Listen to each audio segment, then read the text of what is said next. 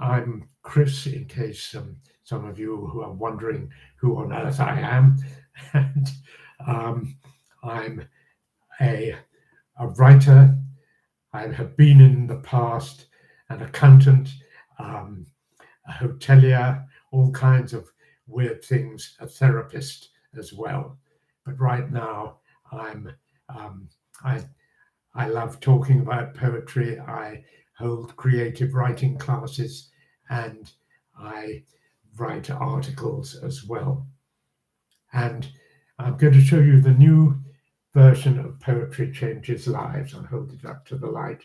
Sorry about the reflection. It's quite a shiny cover, but it's a strong cover. And this book is meant to be a strong book. Bear in mind, it's got a page for every day of the year. And the intention is that you pick it up and read it every day of the year. And hopefully some of you will do that. So it has to be quite strong. And this book is certainly strong. Inside, you may not realize, but the pages are cream in color. It looks a bit white on the screen. The text has been improved slightly, and the page design I think is quite nice. I think it makes a very nice presentation copy, and if I didn't already have one, I would be quite pleased if somebody gave me this as a present. So I'm going to, in case you're not familiar with the book, I thought I would just read something from it. And today is an example of what the book does. It takes a moment in history and talks about it briefly, and then adds a poem that's connected to it, and finishes with a thought for the day. And on this day in 1932, the very great and sadly tragic American poet Sylvia Plath was born.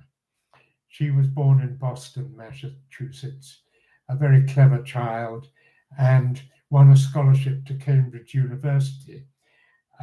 She, while at Cambridge in her late teens, early 20s, she met the English poet Ted Hughes, a very fine poet and a very attractive man in many ways, but sadly not a very faithful man. They were married, they had 2 children, and Sylvia had been subject to bouts of depression, and these got worse.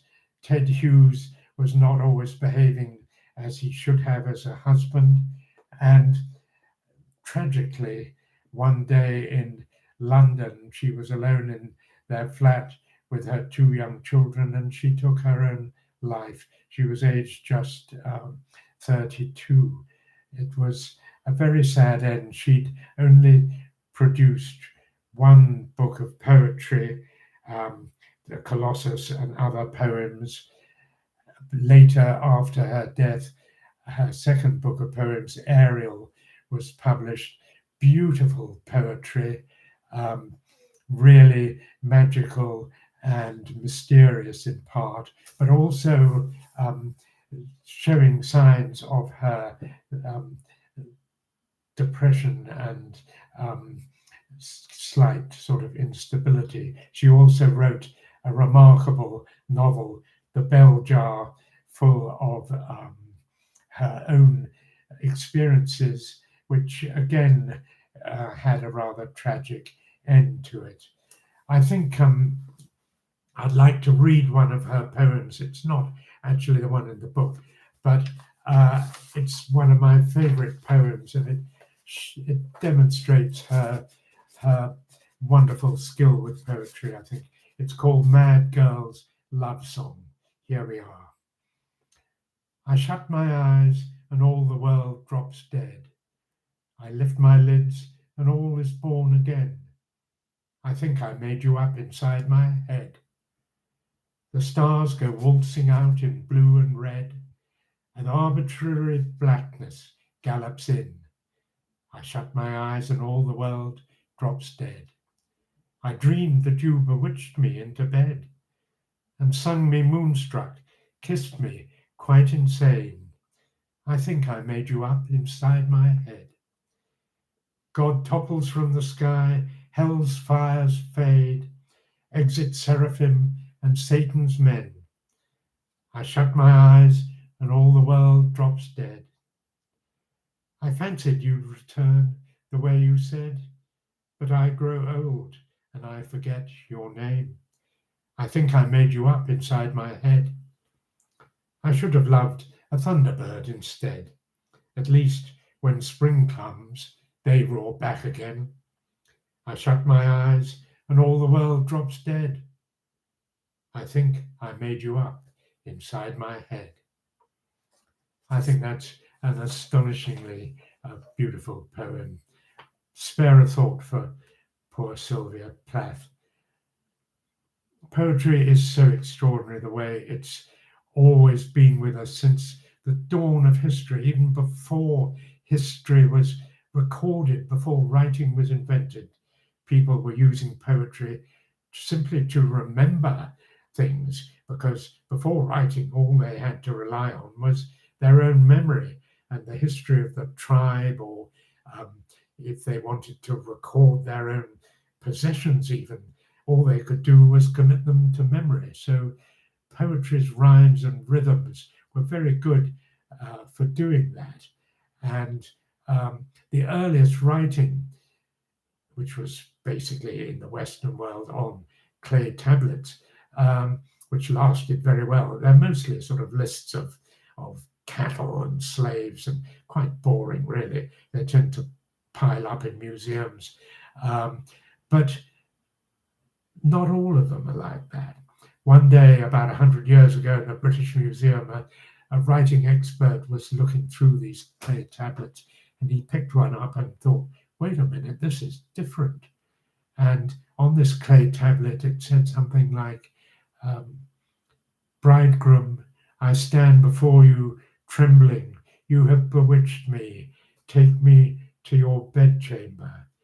It was the voice, obviously, of a girl, perhaps a priestess, speaking from 3,000 years ago.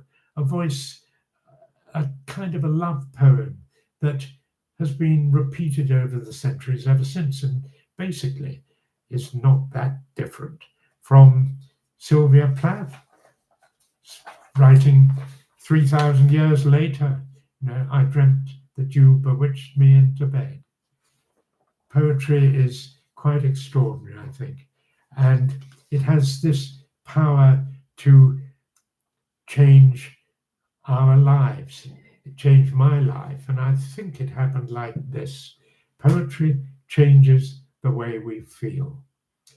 It can make you feel sad, happy, angry. It can stop you feeling bored, but it can change the way you feel, and in doing so, it changes the way you are thinking. And when your thinking is different, your behavior becomes different. So the three things, feelings, thinking, and behavior, are all interconnected. And poetry in that way can change how you behave and thus change your life. And I'd like to just read one or two bits of poetry, if you bear with me, to demonstrate how it might change the way you're feeling right now. I don't know how any of you are feeling right now. I'm feeling fairly sort of, I don't know, a bit wound up, but otherwise fairly normal. But this poem I'm going to read, I think may make me feel a bit sad. See what it does for you. This is another American poet, Edna St. Vincent Millay, a wonderful poet of the 20th century, quite a party girl in her way. She She wrote, among other things, that wonderful couplet, "My candle burns at both ends, it may not last the night, but oh my foes and oh my friends, it gives a lovely light." Sadly, she died alone in her house. I think she fell down the stairs. She became quite partial to the bottle later on, but she wrote this beautiful poem called "What Lips My Lips Have Kissed and Where and Why." It always makes me feel sad and nostalgic.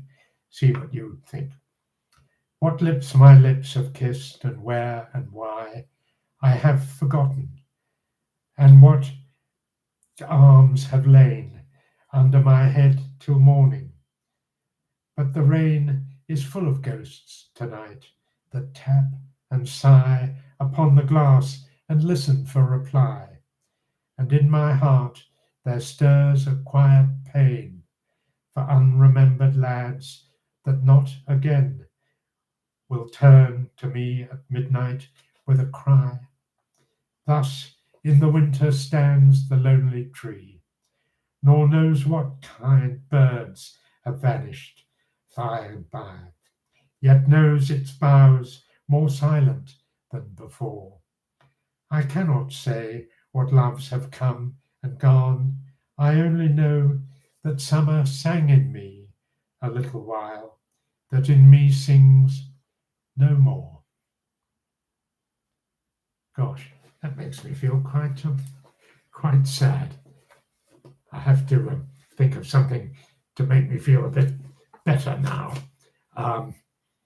What about Robert Burns, the Scottish bard, possibly a distant ancestor of mine, because my surname is Byrne, and the name Byrne predates the name Burns. The Scots only started putting an S on the end of their name in about the 18th century. So maybe it's great Uncle Robert who wrote this. Robert Burns was a great writer. He was a prolific writer of poetry. He was very fond of the ladies. He was a customs officer traveling around Scotland, so he met a lot of ladies. And one of his particular favorites was an Edinburgh lady called Agnes MacLehose, whom he called Nancy MacLehose. And he wrote several poems to her, but he was forced to give up his very strong emotional relationship with her when he got married. His wife, Jean Armour, wasn't putting up with that sort of thing. So it's said that he never consummated his love for Nancy, but they were certainly very close. And his final poem he wrote to her is this. It's called A Fond Kiss, and I think it's very fine. A fond kiss, and then we sever, a farewell, and then forever. Deep in heart-wrung tears I'll pledge thee, warring sighs and groans I'll wage thee. Who shall say that fortune grieves him, while the star of hope she leaves him? Me no cheerful twinkle lights me, dark despair around benights me. I'll never blame my partial fancy, nothing can resist my Nancy. But to see her was to love her, and love forever. Had we never loved so kindly, had we never loved so blindly, never met or never parted, we had never been broken-hearted. Fare thee well, thou first and fairest, fare thee well, thou best and dearest. Thine be light, joy and treasure, peace, enjoyment, love and pleasure. A fond kiss, and then we sever. A farewell, alas, forever. Deep heart-wrung tears I'll pledge thee. Warring sighs and groans I'll wage thee. A beautiful song, beautiful poet, a beautiful poem. And you would think the poem was written by someone absolutely lovesick and broken-hearted. But Robert Burns, after departing, saying goodbye to Nancy, going out of the house, on the way, he managed to father a child with her parlour maid, according to legend. And Nancy must have become aware of this, but her love was much deeper, because every day in her diary for the next 49 years, on the day of their parting, she wrote in her diary that we still have, she wrote, "On this day in 17, whatever it was, I parted from dear Robert. Ah, I look forward that we shall meet again in heaven." Just shows how two people can view the same event in different ways. Well, there we are. Robert Burns was quite a lad in his own way. I'm going to just read another poem, if I may, which is one of my absolute favorites. I've read it before on certainly on TikTok, but not on YouTube, I think. It's a beautiful poem that was written over 600 years ago, but it could have been written yesterday, because its sentiment is about the damage that we do to nature, the damage we do to the planet. And it tells us that nature will forgive us if we try to mend our ways. It was written by the German mystic, the wonderful Meister Eckhart, and I think it is absolutely heart-stoppingly beautiful. It's called When I Was the Forest. See what you think of this. When I was the forest. When I was the stream, when I was the forest, when I was still the field, when I was every hoof, foot, fin and wing, when I was the sky itself. No one ever asked me, did I have a purpose? No one ever wondered, was there anything I might need? For there was nothing I could not love. It was when I left all we once were that the agony began, the fear and questions came, and I wept, and tears I had never known before. So I returned to the river, I returned to the mountains, I asked for their hand in marriage again. I begged to wed every object and creature, and when they accepted, God was ever present in my arms, and he did not say, where have you been? For then I knew my soul, every soul, has always held him. I think that's an amazingly fine poem, a voice speaking to us again across the centuries. So amazing the way poetry can do that to us. Just it changes the way I feel all the time. I just have to read this as well. This poem that's very well known, but you know, it can inspire people today as it did 100 years ago. It's called Invictus by William Ernest Henley. Here we are. Out of the night that covers me, black as the pit, from pole to pole, I thank whatever gods may be for my unconquerable soul. In the fell clutch of circumstance, I have not winced nor cried aloud. Under the bludgeonings of chance, my head is bloody but unbowed. Beyond this place of wrath and tears looms but the horror of the shade. And yes, the menace of the years finds and shall find me unafraid. It matters not how strait the gate, how charged with punishments that scroll. I am the master of my fate. I am the captain of my soul. You know, that's the poem that Nelson Mandela said when he came out of prison after 26 years, part of it in solitary confinement. Nelson Mandela said that was the poem that kept him sane, that kept him motivated, that kept him alive, as it were.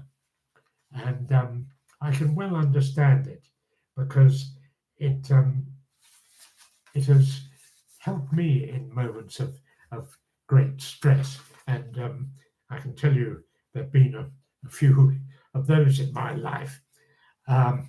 So there we are. Have we got time for one more? I will. I'm sorry I haven't been reading the comments, but thank you all so much for your comments. Perhaps I would just like to read a completely different poem to show you how modern poetry contrasts with classical poetry. This poem by William Carlos Williams was written in the middle of the 20th century. William Carlos Williams was a doctor. That was his day job. He was a doctor in general practice in New Jersey. And at nights, he used to write little poems, but he very much favored minimalism. He wasn't one for big descriptions or expressions of love or that kind of thing. This poem he wrote, which is very famous, I'll read it and then I'll just try to explain what it might be about. It's called The Red Wheelbarrow. It's very well known. And it's only about 16 words, I think. Here we are. So much depends upon a red wheelbarrow, glazed with rainwater beside the white chickens. I'll read it again. So much depends upon a red wheelbarrow, glazed with rainwater beside the white chickens. You might wonder, what on earth is that about? Well, as I say, one theory is that William Carlos Williams, as a doctor, he was on a home visit to a very sick child, and they were all in the house where the child was lying, waiting for the phone to ring with the blood results that would basically tell them just how desperately ill this child was. And William Carlos Williams looked out of the window and he saw this red wheelbarrow outside, glazed with rainwater beside some white chickens. And it just spoke to him. And of course, the key words in his poem are so much depends upon. The first four words, they give a tension and an air of mystery to the whole poem. And it mirrors what was going on in the house. Actually, years later, when William Carlos Williams was quite an old man, he said it had nothing to do with that. It was when he wrote it after visiting a very old friend who happened to have a red wheelbarrow and some chickens in his garden. But we should remember, he said that when he had just come out of a mental hospital where he'd been receiving treatment for a number of disorders. So he may have got it wrong himself. I think the most likely explanation is that he was actually minded to write it on one of his visits as a doctor. But we shall never know now. But it just illustrates how poetry can be so different in so many ways. And I absolutely love the way poetry can, inspire us. It can. It's been used for so many things in history. It's been used, and still is today, to legitimize people. It legitimized Roman emperors. It legitimized the British Empire. Today, it's legitimizing the likes of Islamic terrorism. People like Osama bin Laden wrote reams of poetry when the Americans raided his house and finally killed him. They were warned that his house might be full of explosives, but actually it was full of poetry, because he'd been writing poetry to inspire, to recruit people, to legitimize his actions, and to maybe test people's loyalty. And so poetry has so many uses. I particularly love the way it can be so therapeutic to so many people. It is often used in the United States. There's an association of poetry therapy. People use poetry to help people, particularly suffering from trauma, PTSD, and that kind of thing, to express their feelings, to talk about their traumatic experiences in ways that they might not otherwise have been able to do. And it, I have used it myself to help people, particularly suffering from addictive diseases of all kinds, to express themselves, to discover their things about themselves that they didn't realize. It's a great thing if somebody is complaining about or showing signs of boredom or anger or grief, and they can't express how they're feeling. If you say to them, try writing a poem about it. If they're very angry with some particular person, say to them, try writing a poem about it. And I can guarantee it will give them a different outlook. It certainly did for me when I was, I had to get myself sorted out in my youth, as I was much too fond of mood-altering substances, including alcohol, one time. And when I was in therapy, my therapist said to me, well, if you won't talk to us about how you're feeling, try writing a poem about it.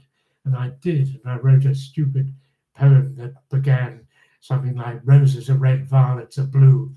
I wish I wasn't here with you. I do not like the things you say. I wish that you would go away. And it went on like that in a very stupid, self-defeating way. But actually, it was pointed out to me, I was revealing stuff about myself in those simple words.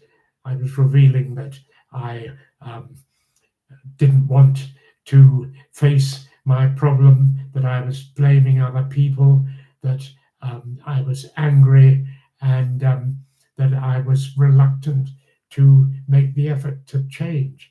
And I realized very soon that poetry has that power to give us amazing insights that we might never know. So I think I've probably said enough. I really am very grateful indeed to you all for coming this evening. And here is the book. If you're not familiar with it, it's on my website as a daily post anyway. That's poetrychangeslives.com.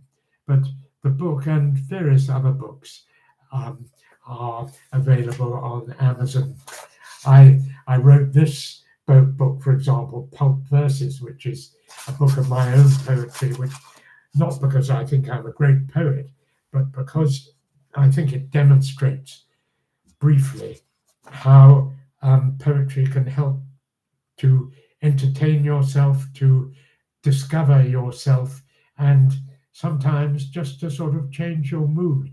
If you're feeling bored, don't just for once start scrolling through your phone. Try writing a poem about it. Somebody said to me the other day, we've forgotten how to be bored.